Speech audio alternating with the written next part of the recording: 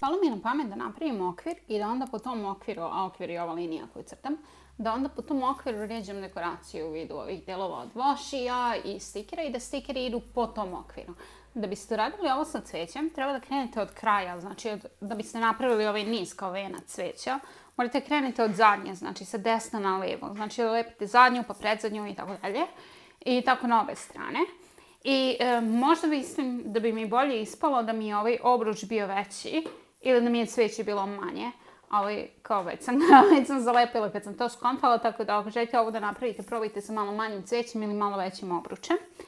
I onda mi je delovalo kao mogu da dodam još malo sjajnog vošija, pa sam onda skontala šta ako bi voši isekla u kružiće, onda mi je palo na pamet da ga ovako isječem na kružiće, međutim baš je nezgodan i pipav za rad, morala sam da ga ručno do kraja isječem, zato što ova spravica nije htjela do kraja da ga isječe.